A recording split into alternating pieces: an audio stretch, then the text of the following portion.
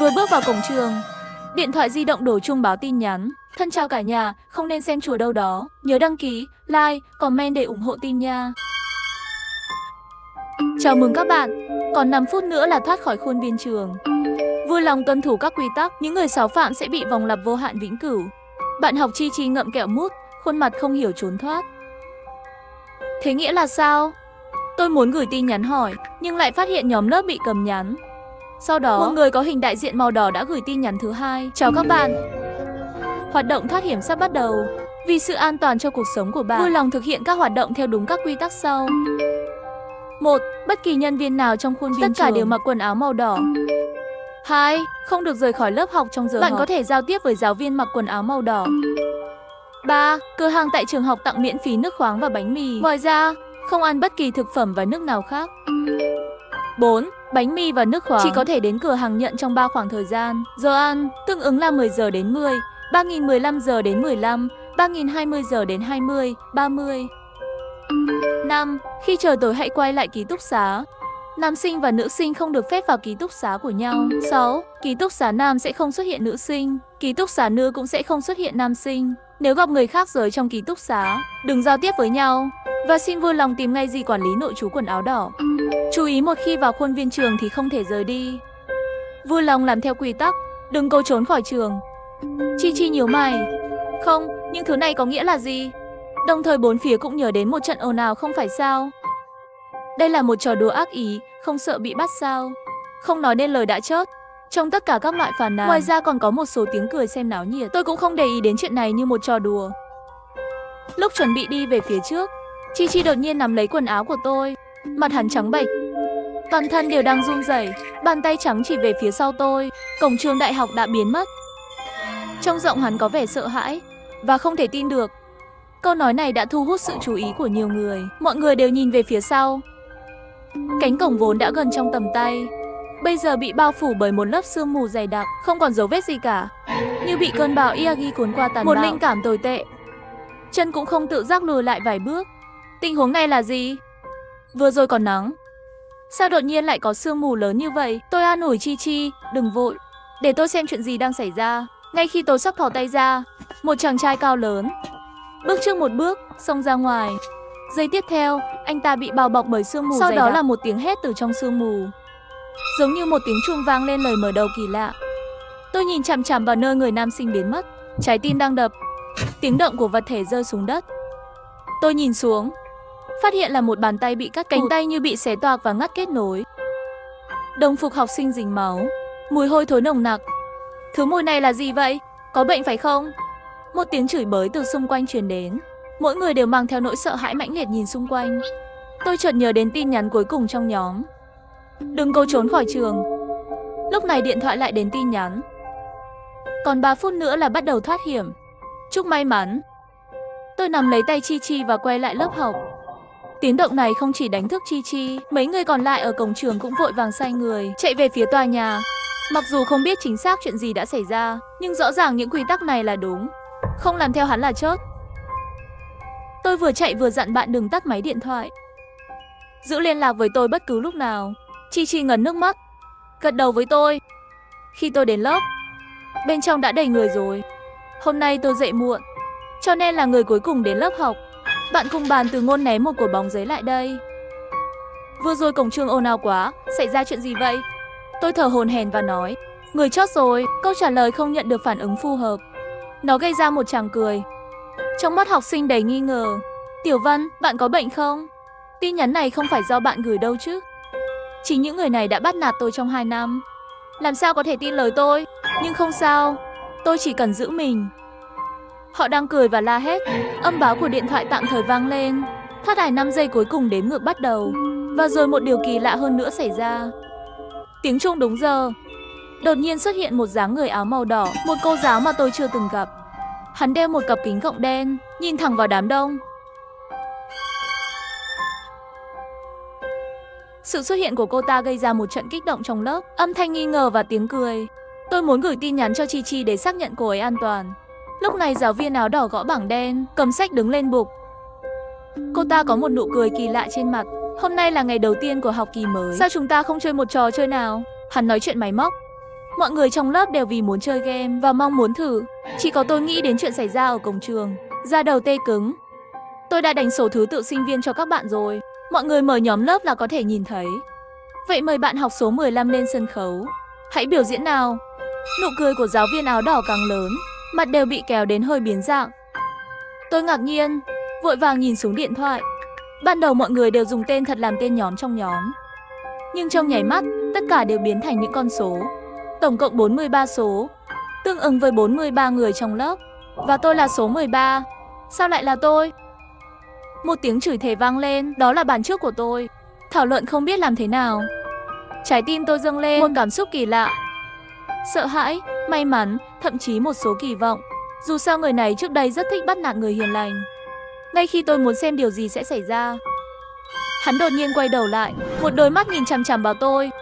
Tiểu Văn, cô đi hộ tôi. Tiết mục biểu diễn không phải cô giỏi nhất sao? Nghệ thuật đầy người, một chút trêu chọc, quả nhiên dù là 1 tháng không gặp. Vẫn như mọi khi, tôi ổn định được rồi, nói từ chối. Số sinh viên đã được xác định, tôi không thể thay thế bạn. Cho dù sau này bị hắn bắt nạt lại thảm hại, nhưng tôi sẽ không bao giờ mạo hiểm. Thẩm Nhất không ngờ tôi lại từ chối, nụ cười vừa rồi lập tức biến mất. Hắn chia tay ra và lấy điện thoại của tôi. Gọi giáo viên. Số 15 ở đây, tay tôi bị nắm chặt. Nỗi sợ hãi tràn vào, để một giọt mồ hôi rơi trên trán tôi. Tôi không thể biết được chuyện gì sẽ xảy ra trên bục giảng, chỉ có thể tìm thông tin từ quy tắc. Trong khi tôi đang suy nghĩ, cùng một giáo viên đi giày cao gót từng bước đến dưới đài. Tiếng giày cao gót vang lên bên tai tôi, cuối cùng dừng lại trước mắt tôi. Đôi mắt anh ấy nhìn chằm chằm vào tôi. Bạn có phải là số 15 không? Mồ hôi trên đầu tôi càng lúc càng nhiều. Không trả lời, hắn lặp lại một lần nữa, ngữ điệu càng lúc càng lạ. Bạn là số 15 phải không? Tôi muốn trả lời không, nhưng vì quá căng thẳng, cổ họng như bị người ta bóp cổ, không thể lên tiếng. Thẩm Nhất nói trước là bạn ấy là số 15. Phòng học áo đỏ quay đầu nhìn Thẩm Nhất. Phải không? Cô ta trả lời lớn tiếng là có. Trong đầu tôi nhớ ra một tiếng sấm, toàn thân như chì. Quá sợ hãi để di chuyển. Giây tiếp theo, Thẩm Nhất bóp chặt cổ họng. Cô giáo Trần Di quái dị, nhẹ nhàng một tay chậm rãi nhắc đến Thẩm Nhất, giống như cầm một miếng kẹo dẻo. Thẩm Nhất một yên tá em trông không có trọng lượng gì. Nó đang cố gắng thoát ra, nhưng mặt càng ngày càng đỏ, cho đến khi màu tím. Cuối cùng chỉ nghe thấy tiếng rắc. Cổ hắn như một cây bút bị uốn cong, vô hồn không trọng lực ngã xuống. Hình ảnh này gây náo động cả lớp. Mọi người la hét và trốn đi. Bàn ghế bị đá văng xuống đất. Mấy người gần cửa nhất lập tức xông ra ngoài, nhưng vừa bước ra cửa thì bị bao phủ bởi sương mù dày đặc. Tiếp theo là một tiếng kêu thảm thiết. Lúc này không biết ai hét lên một câu không được ra khỏi lớp học. Mọi người đều dừng bước, đứng lại tại chỗ không dám nhúc nhích. Tôi nhìn thi thể của vị Thẩm Nhất bị ném xuống đất. Tại sao Thẩm Nhất chớp? Bởi vì nói dối. Không, trong quy tắc không có viết không được nói dối giáo viên. Cái quái gì vậy? Đầu óc tôi chạy nhanh. Điện thoại cũng mở tin nhắn quy tắc buổi sáng. Quần áo đỏ nhân viên. Đúng vậy, giáo viên mặc màu đỏ. Ngay cả giày cao gót cũng màu đỏ. Đột nhiên, tôi tìm thấy vấn đề trong quy tắc thứ hai. Với một tiếng hét, máu bắn tung tóe khắp nơi. Nhìn thấy mấy cửa sổ gần cửa đều nhuộm màu đỏ. Lông mày tôi nhảy dựng lên. Cuối cùng cũng phát hiện ra một chút. Trong quy tắc không có viết là không được nói dối giáo viên. Đó là có thể giao tiếp với giáo viên mặc đồ đỏ. Thẩm Nhất vừa rồi đã chớp, chính là bởi vì hắn cùng giáo viên áo đỏ nói chuyện và có người phía sau tôi, vì sợ chạy ra khỏi lớp học mà chớp. Tôi không thể kiểm tra xem giả thuyết này có đúng không. Chỉ có thể gửi tin nhắn cho Chi Chi lần đầu tiên. Nhưng tin nhắn mới được gửi đi, điện thoại bị người ta cướp mất. Nhìn lên, phát hiện là Từ Ngôn. Mọi người đều sợ. Chỉ có cô ngồi yên trên ghế, thậm chí còn nhắn tin. Hắn nhìn xuống điện thoại, nhưng lại không đọc được thông tin quan trọng nhất. Học viên rất thông minh, vì vậy bây giờ cô ấy cũng hiểu rằng các quy tắc là có và thật. Có vấn đề. Lúc đó tôi phát hiện, giáo viên áo đỏ trên mặt lại khôi phục lại nụ cười. Được kia. Rồi. Tiếp theo là số 23, mọi người đều không dám lên tiếng. Từ Ngôn dùng điện thoại của tôi lật tin nhắn trong nhóm. Tìm thấy số 23 rồi, là một chàng trai gầy gò không thích nói chuyện. Đi đi, vừa rồi Thẩm Nhất chính là không nghe lời mới chớp. Bạn đi hỏi giáo viên muốn xem màn trình diễn gì. Chàng trai gầy yếu run rẩy bước vào giữa, tưởng chỉ cần nghe lời thì sẽ không chớp. Thế là hỏi giáo viên áo đỏ đang biểu diễn cái gì. Chắc chắn rồi. Khoảnh khắc tiếp theo, cổ anh ta bị gãy. Từ Ngôn đột nhiên hét lên. Tôi biết rồi, đừng nói chuyện với giáo viên nữa, đừng nói một lời. Cô ấy đưa tin nhắn này ra ngoài, không phải lòng tốt, mà là muốn mượn cơ hội chiếm được lòng người. Tôi không nói gì cả, lúc này giấu mình là lựa chọn tốt nhất. Quy tắc thứ hai là sai, còn các quy tắc khác thì sao? Thời gian trôi qua từng giây. Các bạn học không ai dám nói chuyện, ngay sau đó đồng hồ trên tường chỉ vào 10 giờ. Tôi đi muộn, chưa kịp ăn sáng. Lúc này bụng đã đói đến mức cầm gừ rồi. Nhưng quy tắc viết rất rõ ràng, thời gian ăn bánh mì và nước vào buổi sáng chỉ từ 10 giờ đến 10 giờ rưỡi. Đáng tiếc, tôi không thể xác định quy tắc này là thật hay giả. Dù sao đi nữa, tôi phải tìm Chi Chi trước. Nghĩ đến đây, tôi đưa tay về phía Từ Ngôn, đưa điện thoại đây. Hắn cười lạnh lùng. Tại sao tôi nhìn đám đông chạy trốn? Thì thầm và bình tĩnh bịa đặt những lời nói dối. Chuyện gì đã xảy ra ở cổng trường chỉ tôi biết, không chỉ là một người. Nếu như muốn sống ở đây, vậy thì trả lại điện thoại cho tôi và đừng làm phiền tôi. Từ Ngôn nhìn tôi một vòng, trong mắt tràn đầy khinh miệt. Hắn trả lại điện thoại cho tôi, nói tôi đói. Cậu đến cửa hàng mang đồ ăn về cho tôi. Lúc này điện thoại cũng nhận được tin nhắn của Chi Chi. Tiểu Văn, bên này tôi có thể nhìn thấy tình hình của cửa hàng. Tôi lập tức ước tính quên khoảng cách đi. Từ lớp học của tôi đến chỗ Chi Chi mất 3 phút. Từ chỗ cô ấy đến cửa hàng mất 4 phút. Thời gian nhận bánh mì tổng cộng nửa tiếng là kịp. Tôi chạy đến lớp học của Chi Chi. Bên này của hắn cũng là một mảnh hỗn độn. Chi Chi kéo tôi đến cửa sổ. Quả nhiên nhìn thấy một đám người chạy về phía cửa hàng. Nhưng cửa của cửa hàng rất nhỏ, một lần chỉ đủ cho 3 người vào. Chi Chi mặt nhợt nhạt không lấy được. Đúng vậy, nếu ép xuống như vậy, chỉ có một số ít người được tiếp cận với thức ăn và nước uống. Khi tôi do dự, một chàng trai cầm bánh mì và nước xông ra ngoài. Hắn đang đói, nhanh chóng xé túi đóng gói. Nhìn thấy bánh mì sắp đến miệng, chàng trai kia đột nhiên bị đánh. Bánh mì cũng rơi xuống đất. Bạn thân nuốt nước miếng khô khốc. Bạn nói có thể không? Tôi nắm lấy bàn tay lạnh lẽo của cô ấy, không nhìn đi chỗ khác. Phải sống. Phải sống. Vài giây sau, chàng trai đó bỏ bánh mì vào miệng, nhai vài miếng rồi nuốt xuống. Mọi thứ đều bình thường, không có gì. Tôi vô thức nhìn điện thoại. Bây giờ là 10:05. Tôi kéo Chi Chi xuống lầu. Chúng ta đi thử xem có thể lấy được không. Chưa nói xong, nửa ngày liền nhớ đến tiếng kêu thảm thiết. Tôi dừng lại và chạy đến cửa sổ. Phát hiện trên mặt đất có mấy người quỳ với nửa ổ bánh mì trong tay. Cơ thể họ run rẩy dữ dội, trong miệng không ngừng phun ra máu. Và những người ở xa, những giáo viên mặc đồ đỏ cũng nhanh đến đây, đập vỡ những người đó như một quả bóng bay. Cửa hàng bỗng nhiên trở nên hỗn loạn. Các sinh viên còn sống chạy trốn khắp nơi. Bánh mì và nước trên tay cũng vứt đi khắp nơi. Tôi cố nén buồn nôn nhìn thời gian. 10:06. Cửa hàng có thể cung cấp bánh mì và nước, nhưng thời gian sai rồi. Thời gian có thể sử dụng không có nửa giờ, mà chỉ có 5 phút ngắn ngủi. Tôi nhìn những thứ trên mặt đất, lại nhìn những người chưa kịp ra khỏi cửa hàng. Tôi nắm lấy tay Chi Chi, đi nhanh về phía cửa hàng. Chúng ta đi lấy đồ.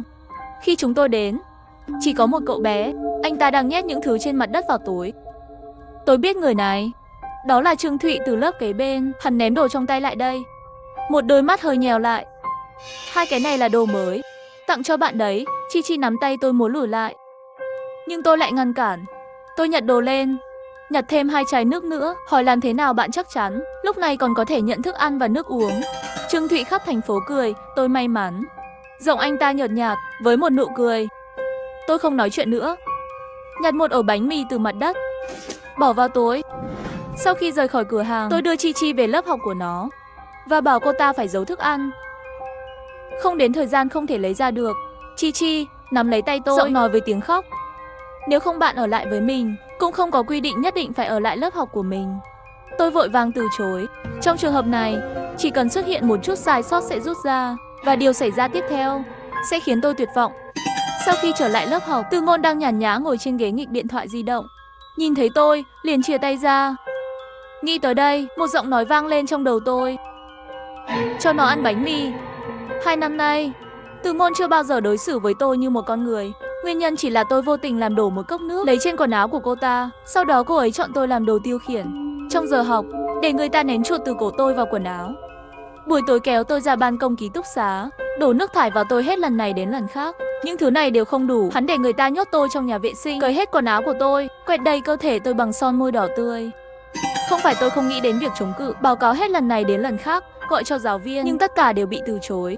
Một bàn tay vỗ không ra âm được, quan hệ bạn học không hòa thuận, em cũng phải tìm ra vấn đề của riêng mình. Đây là lời mà giáo viên dùng để lấp liếm để che đậy tội ác. Trong nhà tôi chỉ có một người bà đã già. Bà vất vả nuôi tôi lớn lên. Để không làm bà ấy lo lắng, tôi chỉ có thể kiên trì.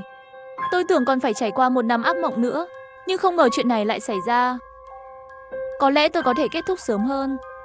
Nghĩ về những điều này, tay tôi để trong túi càng lúc càng nắm chặt. Lấy được rồi. Tôi đưa bánh mì, cố gắng làm cho bản thân bình tĩnh hơn một chút. Nhưng khi vừa đưa tới trước mặt hắn, tay tôi bắt đầu run không ngừng.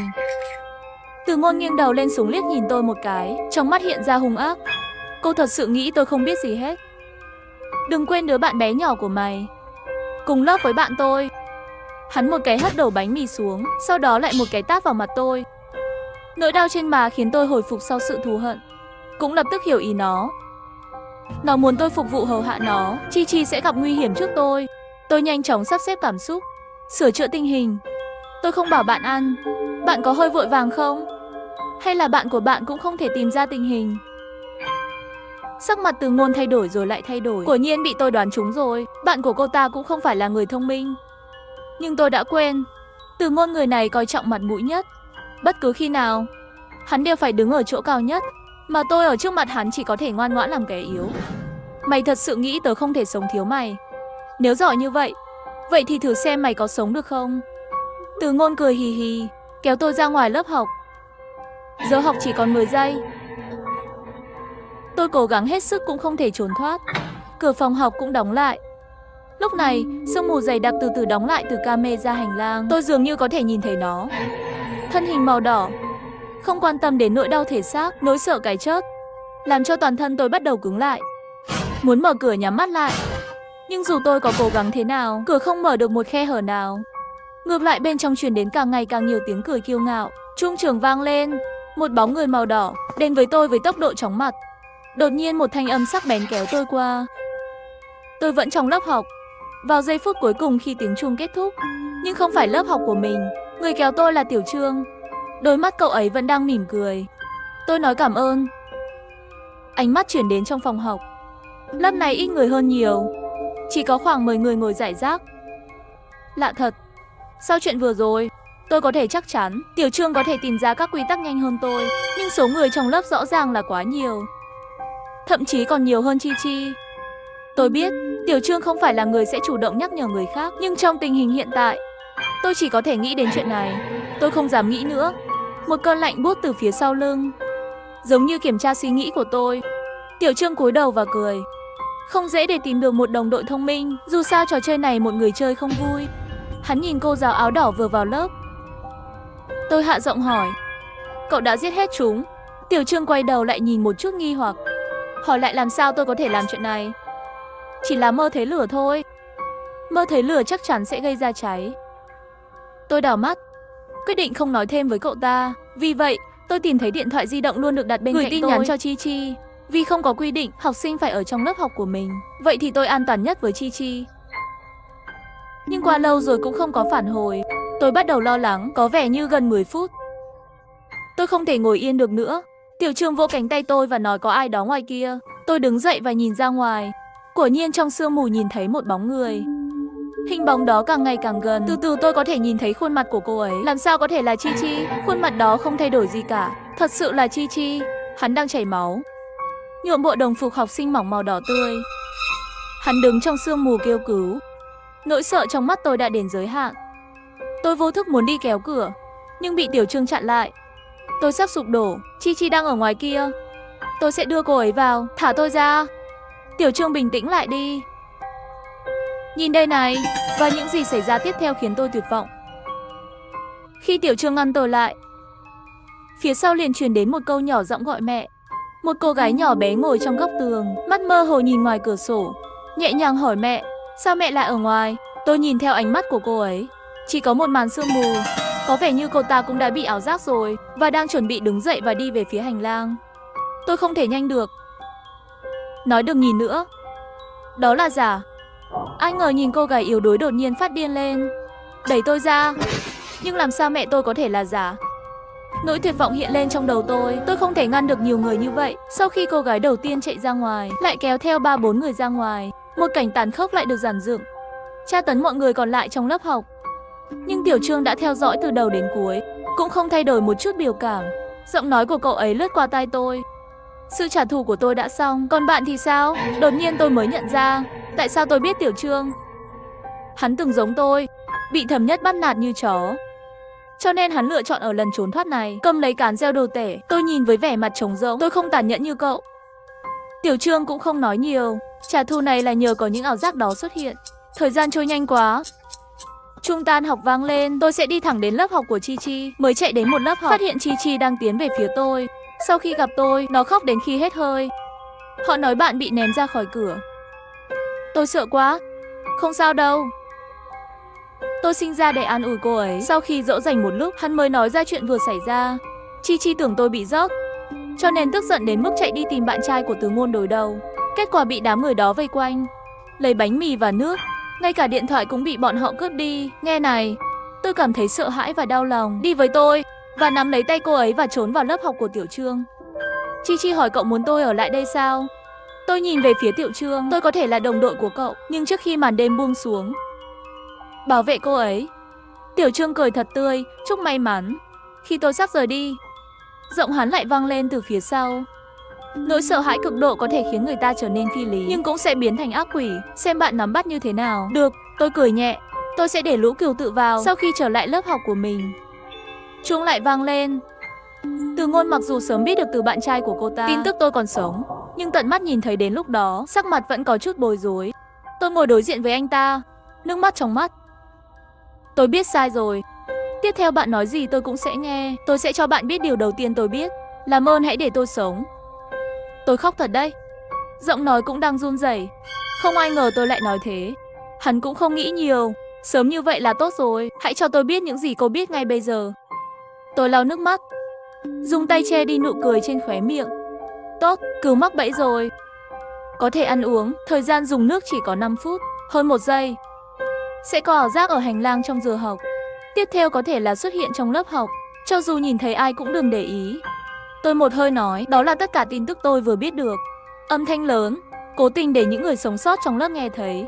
Sau bài học vừa rồi, số người sống sót trong lớp lại ít hơn một nửa, có thể chứng minh tốt hơn tuyên bố của tôi. Từ Ngôn suy nghĩ một lát sau, hài lòng cười với tôi. Nhưng tôi biết, muốn Từ Ngôn tin tôi, những lời chịu chết này có khi còn chưa đủ đâu. May mắn, Chúa ơi, lần này dường như đứng về phía tôi. Trong lớp lại nhận được một tin nhắn. Lại là ảnh đại diện màu đỏ tươi đó được đăng tải. Mọi người ở đây đều căng thẳng. Thông tin rất đơn giản, chỉ có một câu nghe theo sự sắp xếp của giáo viên. Sau đó chuông lại vang lên. Giáo viên áo đỏ xuất hiện ở cửa đúng giờ. Lần này hắn cầm một con reo nhỏ trong tay. Các bạn, chúng ta tiết này sẽ thi. Sau khi chuông reo, ai không viết xong sẽ bị phạt. Quy tắc mới xuất hiện quá đột ngột. Thời gian quá ngắn, tôi không thể phân biệt thật và giả. Đầu tôi không nghĩ được gì. Những người xung quanh cũng càng lúc càng lo lắng. Một số người thậm chí còn ném sách vào mặt tôi. Giáo viên áo đỏ tiếp tục lên tiếng. Ngoài âm thanh của câu trả lời, không được nói chuyện, không được rời khỏi chỗ ngồi. Lúc này, Từ Ngôn lại một cái chân chó đang chuẩn bị lấy sách đánh tôi. Sau khi nghe được quy tắc, hắn ta đã bị sốc. Sách giáo khoa trong tay đập vào chân giáo viên giày đỏ. Giây tiếp theo, cô giáo áo đỏ liền túm cổ người nam sinh. Một bàn tay khác cầm dao, đâm mạnh vào mắt. Kịch liệt giao tranh. Ớn lạnh, có một nữ sinh không nhịn được che miệng liền bắt đầu nôn khan. Và rồi một vết nứt trên cổ cô ta. Này, tất cả mọi người đều không dám phát ra bất kỳ tiếng động nào nữa. Sau khi xử lý cả hai, cô giáo mặc đồ đỏ cầm một đống giấy thi quay lại lớp học. Từng cái một gửi đến bàn của chúng tôi. Tôi đã xem chủ đề, bắt đầu trả lời nghiêm túc. Thời gian trôi chậm. Lúc đầu có người không chịu nổi sự tra tấn này, sụp đổ đến khóc thành tiếng. Khi từng người một được dọn sạch khỏi lớp học, câu hỏi của tôi cũng trả lời xong rồi. Cẩn thận nhìn lại, Từ Ngôn của Nhiên còn thiếu hơn một nửa. Tranh thủ giáo viên áo đỏ còn chưa về, tôi nhanh chóng đổi bài thi của cô ta với của mình. Lúc tiếng chuông reo sau giờ học, tôi đặt bút xuống thành công. Giáo viên áo đỏ kiểm tra bài kiểm tra của mỗi chúng tôi theo lịch. Chỉ có 1-2 người không viết xong, những người khác thậm chí là vẽ nguệch ngoạc, cũng điền vào bài kiểm tra. Tôi hít thở sâu, nhắm mắt chờ tiếng hét. Vài giây sau, 2 người chưa hoàn thành kia bị lôi ra ngoài. Quả nhiên, khi cuối cùng trao đổi bài kiểm tra, tôi cố ý viết ra phỏng đoán của mình trên đó. Vì vậy, những người đó có thể trốn thoát. Cô ta kéo tôi sang một bên, hỏi những gì bạn viết cho tôi là đúng. Tại sao? Bài kiểm tra này tôi vừa làm rồi, tôi đều nhớ câu trả lời. Và không cần phải trả lời đúng, chỉ là tôi đoán thôi. Tôi đã nói tôi sẽ không nói dối bạn nữa. Coi như bạn biết ước nguyện cười một tiếng. Trong mắt hiện lên một tia dày. Đẩy kẻ thù vào góc bằng nỗi sợ hãi, lại ra tay dùng mạng đấu tranh để cứu. Như vậy mới có được 100% tin tưởng. Và tiếp theo, chương trình chỉ mới bắt đầu.